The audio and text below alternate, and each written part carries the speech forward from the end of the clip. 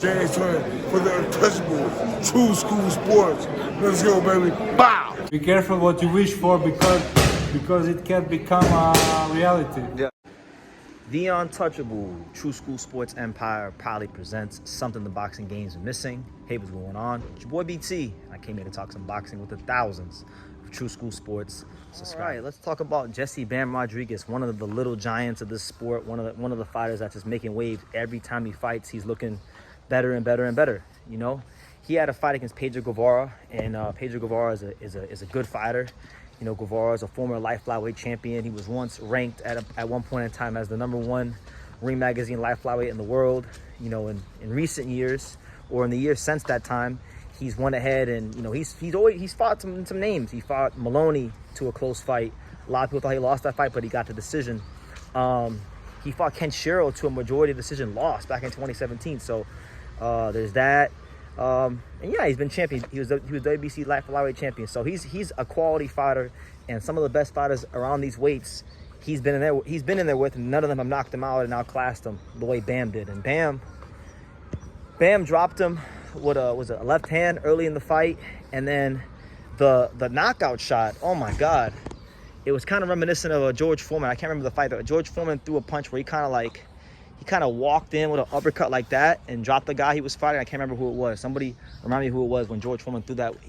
It was when he was older. He threw like a punch where he kind of walked in, and Bam kind of shifted forward and threw a uppercut walking in and dropped Pedro Guevara and put the exclamation point on the fight. So, again, Bam Rodriguez with another statement performance. Bam Rodriguez with another highlight reel victory.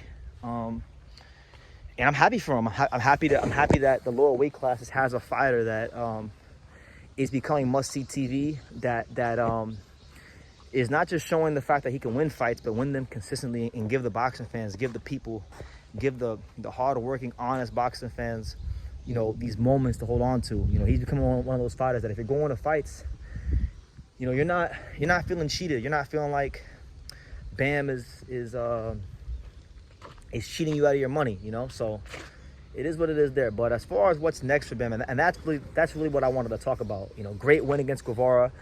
Nobody, not Kenshiro, not Maloney, none of these guys have ever outclassed Pedro Guevara like that. So tip of the cap goes to Bam for the way he outclassed Pedro Guevara. I think he stopped him, what was it, 4 rounds? It wasn't a long fight. So shout out to him. But as far as what I would like to see next for him, you know, Puma Martinez, or Fernando Puma Martinez, the IBF super flyweight champion of the world, right? Super flyweight. You know, one of the best fighters in this weight class, and one of the best fighters around these weights.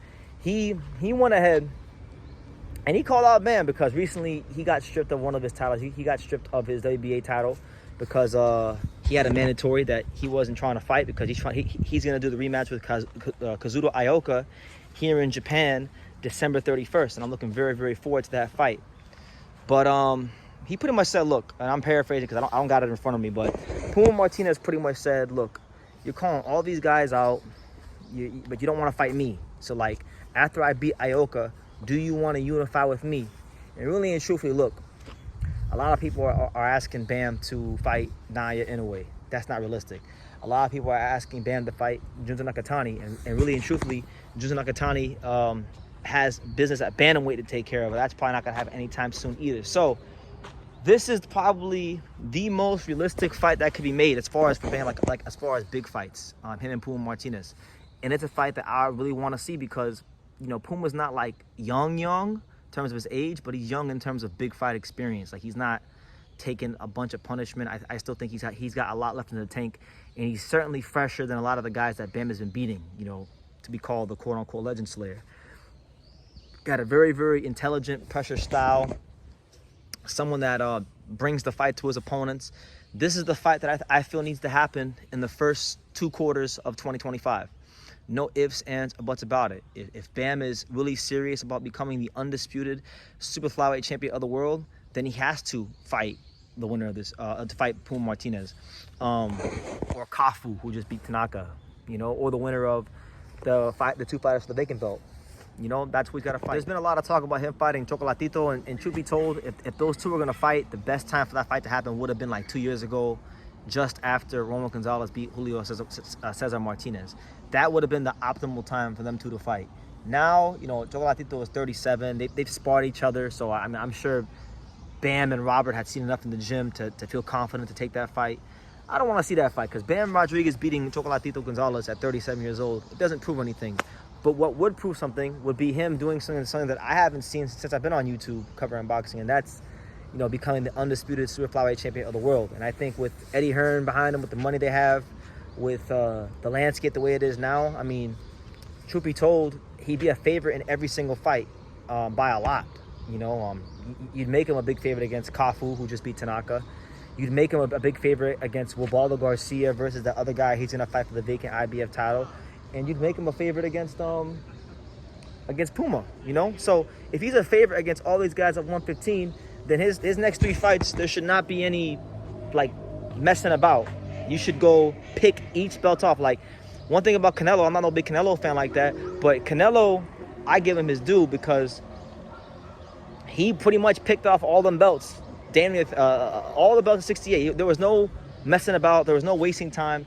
You know, he went Saunders, he went Smith, he went Saunders, he went Plant. You know, all of them. He got all those belts as quick as possible. And that's in a higher weight class where there's more politics. There's less politics in this weight class. So there shouldn't be, he should be getting on his 2021 Canelo shit, and he should fight Kafu, you know, who I respect. He's from South Africa, became champion, but Bam should beat him, right? Then he should fight, you know, the winner of the IBF fight, and then fight Puma. And then fight all the champions and get it out the way and cement yourself as the best 115-pounder in the world, okay? And then go to 118. Go to 118 and go do your thing up there. And, you know, the only way I would be cool with Bam not fighting Puma is if, you know, they fight Junto Nakatani, you know, because then, okay, that's a huge fight, you know. Bam is co-promoted by a Japanese promoter and Tekken Promotions. So, you know, I'm sure there's a pathway to make that fight here in Japan. And it's a fight where that's probably one of the only fights in boxing where you look at the fight as, wow, is Bam really going to win this fight? Because Bam against even the champions at 115 right now, everyone is going to pick Bam. I'm going to pick Bam. He's beating all of them. You know, Puma is a good fight. I think Puma would present the biggest challenge of the champions to him. But, you know, I'm making the favorite against all those guys. Junto is the only guy around these weights where I'm like, you know what? I don't know if Bam beats it. I don't know if Bam beats him. Truthfully, I would pick Junto against Bam. Honestly, I might even pick Junto against Inoue because Junto is special, great fighter. You know, not a lot of guys in boxing I think can beat him. To be honest with you, but nonetheless, that's the news. Bam putting on another performance against Guevara, outclassing him like none of these other fighters had before, continuing to cement his pound-for-pound status in the sport of boxing. Fernando Puma Martinez, yes, he just lost one of his belts, but he still has the WBC title, which he is defending here in Japan on New Year's Eve. And I'll be in Japan around that time, so who knows? Maybe, God willing, I could find myself there. But I think if he gets past that fight with Ioka, he needs to fight Puma Martinez. Or he can fight Ioka. Ioka, I mean, he's older too, but I mean, again, he's a Japanese fighter. Wouldn't it make sense if you're gonna eventually try to fight an Inoue or a Nakatani? Wouldn't it make sense to fight a guy like Ioka if he wins the rematch? That'd be a big fight here in Japan. Ioka's one of the biggest stars of Japanese boxing. So there's so many avenues for Bam, but I just think, for me personally, in the first 2 quarters of 2025, in the first 6 months of 2025, if Puma Martinez comes out of that Ioka fight with the belt, then he needs to oblige him and do that fight, because that's the toughest champion in the division. If not that, then okay, fight Kafu, fight one of the just do what you can to become the undisputed champion as soon as possible and really cement yourself, because you're not going to be an underdog or close to an underdog in any of the fights against the champion. So I'll leave it at that. Y'all can let me know what you think in the comments down below. Make sure you guys take the time to subscribe. And like I say in every single one of these videos, you can love me or you can hate me, but I'm just a kid from Dania. So until next time, take care, guys. Thank you for watching another video on the untouchable True School Sports Empire. I'm at the Boxing Hall of Fame out here in Canterbury, New York. And for more great boxing content just like this video, make sure you click and subscribe right over here.